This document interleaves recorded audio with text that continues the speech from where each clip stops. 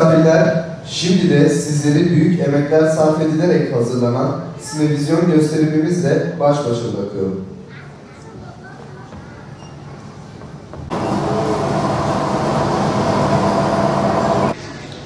Değerli hocalarım, kıymetli misafirler, saygıdeğer hanımefendiler ve beyefendiler.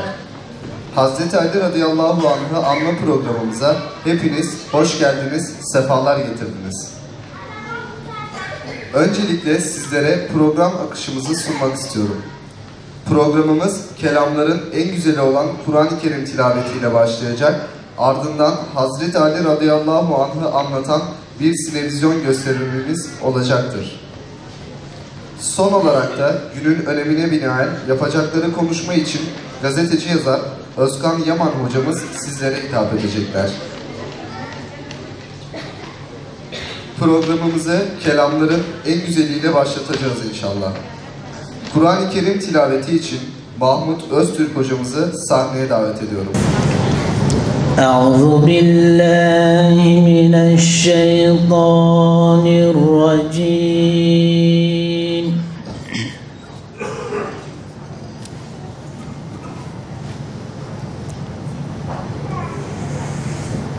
Bismillahirrahmanirrahim.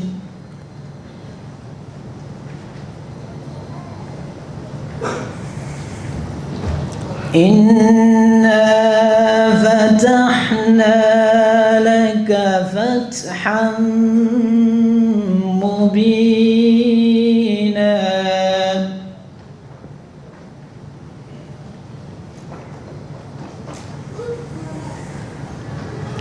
ليغفر لك الله ما تقدم من ذنبك وما تأخر ويتم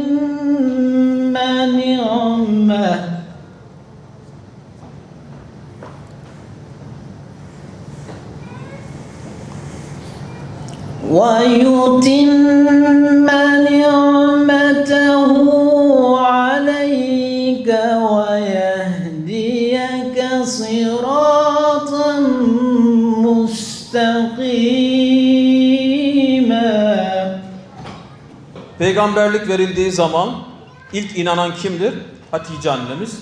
Sonra kime açıyor? İlk gün, yani aynı gün Hazreti Ali'ye söylüyor. Hazreti Ali o zaman 10 yaşındadır. Rivayet 8 yaşında diyor. 10 yaşında. Diyor ki ey Ali, işte bana peygamberlik verildi. Allah'tan başka ilahın olmadığına, benim de onun peygamberi olduğuma iman edeceksin. Hazreti Ali ne diyor? Bunu gidip babama danışmam lazım. Sonra 5 dakika düşünüyor. Diyor ki Allah beni yarattığı zaman babama danışmadı. Ben de danışmama gerek yok ve kabul ediyor. Peygamber Efendimiz bir güneştir. Peki bu güneşin önüne Ali gibi bir genci, bir çocuğu bırakırsanız ortaya işte Aliül Haydar, Aliül Ekber, Aliül Mürteza, artık sayalım, Ali Kerremallahu Veçeh gibi öyle yüce bir zat çıkıyor. Bugün de geçerli. Bugün de geçerli. Allah Resulü Aleyhisselatü Vesselam'ın sünnetine biz kendimizi böyle aynı güneşe döner gibi döndürsek, çocuğumuzu o sünneti göre eğitsek, terbiye etsek, ortaya çıkacak olan Hazreti Ali misali gençlerdir. Ali misali gençlerdir. Yani Hazreti Ali sünnetin çocuğudur. Sünneti Resulullah Aleyhisselatü Vesselam'ın çocuğudur. Yani bugün de bu geçerlidir. Bugün de Aliler yetiştirmek mümkün. Nasıl? Allah Resulü'nün sünnetiyle. Hazreti Ali'nin öne çıkan vasıfları nelerdir? İlim, en başta ilim. Yani hikmet öne çıkmış.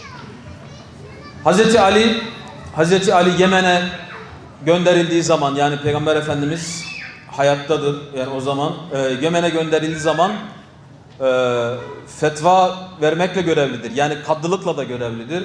Sahabe içerisinde en isabetli fetvaları veren, hükümleri veren Hazreti Ali'dir. Ki daha sonra Hazreti Ebubekir döneminde, Hazreti Ömer döneminde, Hazreti Osman döneminde bu üç halifenin de birinci veziridir. Şeyhül İslam'ıdır. Yani mesela Hazreti Ömer, Hazreti Ali'nin olmadığı bir ortamda kesinlikle hüküm vermez. Hazreti Ali'ye sorar, öyle hüküm verir. Hatta Hazreti Ömer'den gelip de fetva soranlar, bir iş danışanlar, Hazreti Ömer onlara bir şey dedikten sonra derler ki, ey Ömer, keşke bir de Ali'ye sorsan da öyle cevaplasan derler. Yani millet de hatırlatmış onu. O yüzden Hazreti Ömer ne diyor? Ali olmasaydı Ömer helak olurdu. Bunu Hazreti Osman da söylemiş. Ali olmasaydı Osman helak olurdu diye. Onun da benzer bir sözü var. Şimdi o fetvaların hepsini anlatacak değiliz. Ama Hazreti Ali'ye Yahudilerin soruları var, meşhur. Çok soru sormuşlar. Kimsenin cevap veremeyeceği sorular sormuşlar. Matematik bile sormuşlar. Mesela bir Yahudi gelmiş demiş ki, ey Ali, bana bir sayı söyle, bütün sayılara bölünsün. Yani 1'den 10'a kadar hepsine kalansız bölünsün. Hazreti Ali de diyor ki, haftayı ayın günleriyle çarp, onu da yılın aylarıyla çarp. Atına biniyor gidiyor. Haftanın günlerini ayın günleriyle, onu da yılın aylarıyla çarp. Yani 7 çarpı 30 çarpı 12. 2520. 2520. Bu bütün sayılara bölünüyor. 2'ye, 3'e, 4'e, 5'e, 6'ya, 7'ye, 8'e, 9'a, 10'a hepsine bölünüyor. Yahudi böyle tek tek bölmeye çalışıyor. Bakıyor ki hepsine bölünüyor. Arkasından yetişiyor. Kelime-i şehadet getirip Müslüman oluyor. Ve Hazreti Ali Basra'ya Ayşe annemizle görüşmeye gidiyor. Vardığında Hazreti Zübeyir, Hazreti Talha meseleyi anlıyorlar ve diyorlar ki eyvah biz yanlış yaptık ama maalesef artık olaylar kızışmış. Onlar oradan kaçarken ikisi de şehit ediliyor. Hazreti Talha da şehit oluyor, Hazreti Zübeyir de. Hatalarını anlamışlar. Ayşe annemiz de hatasını anlıyor. Diyor ki Ali sen haklıydın. Ama Hazreti Ayşe annemiz daha oradan ayrılmadan, iki grup var. 30.000 asker bir tarafta, 20.000 asker bir tarafta. Daha onlar ayrılmadan Abdullah İbni Sebe diye bir Yahudi dönmesi, yani daha önce Yahudiyken sözle Müslüman olmuş, Müslümanlıkla alakası yok. Bir tane Yahudi dönmesi adamlarına emrediyor. Bu adamlar gece vakti geliyorlar, Hazreti Ali tarafından 10 kişi öldürüyorlar. Aynı saatte bu taraftan, yani Hazreti Ayşe'nin tarafından 10 kişi öldürüyorlar. Bunlar barışmışken, olaylar böyle bitmişken birden sabah kalkıyorlar ki 10 kişi öldürülmüş. Ha diyor bunu onlar yaptı, bunlar diyor onlar yaptı derken savaş başlıyor. Rivayetler çok acı 10.000 kişinin öldüğü söyleniyor. Bu olayda. Bakın fitne öyle bir şey ki daha bitmedi. Burada şu haksızlık, bu haksızlık, bakın oraya girmiyoruz. Şimdi hocam bunları keşke anlatmasan diyorlar. Biz burada birilerini suçlamak niyetinde değiliz. Tarih dersi de yapacak değiliz. Detayları atlıyoruz. Tarih dersi yapmıyoruz. Onu tarihçilere bırakalım. Şimdi bir yere geleceğim. O yüzden bazı şeyleri anlatmamız lazım.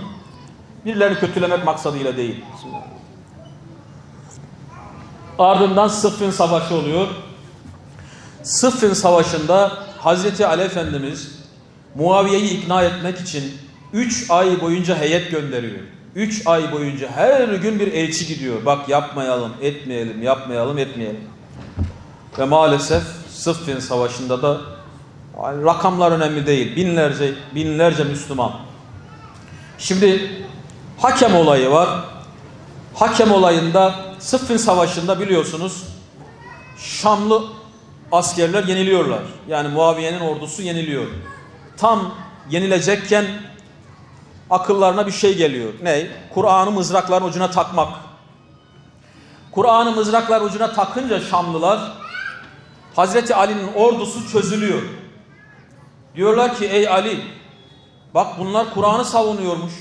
Biz niye bunlarla savaşıyoruz? Hazreti Ali diyor ya bu bir oyundur. Yapmayın etmeyin dese de boş. Ordunun çoğu ayrılıyor. Ve Hazreti Ali bu sefer hakem kabul etmek zorunda kalıyor. Şimdi hakem olayının detayına girmeyelim ama Hazreti Ali tarafından Ebu Musa el-Eşari, öbür taraftan Amr bin As hakem tayin ediliyor.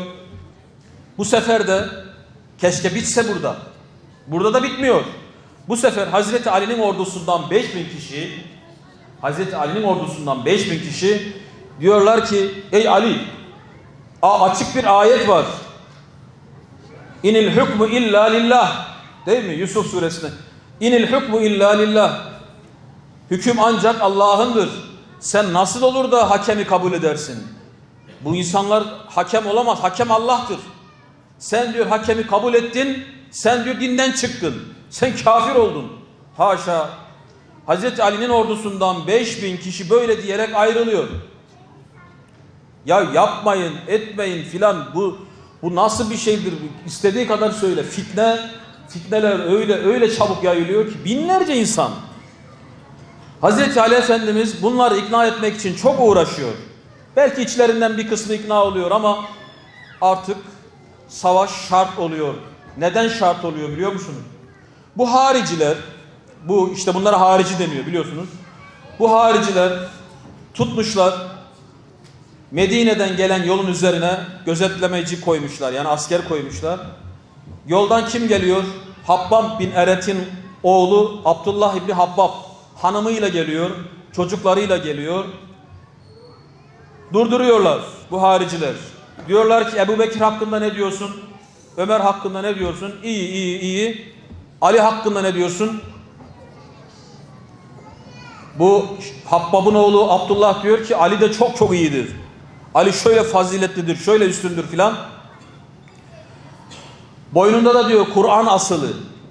Bu sahabenin boynunda Kur'an asılıyken sen diyor nasıl bir kafiri översin ve onu orada vahşi bir şekilde şehit ediyorlar. Hanımını vahşi bir şekilde şehit ediyorlar. Bunun gibi böyle haberler gelmeye başlayınca Hazreti Ali artık duramıyor. Ve hepsini kılıçtan geçiriyor. Maalesef 2500 kişi ölüyor. Ama bunların şeyi bitmiyor orada. Bu Bedeviler daha sonra da tekrar isyan etmişler. Abbasilerin son döneminde haricilerin eseri kalmamış.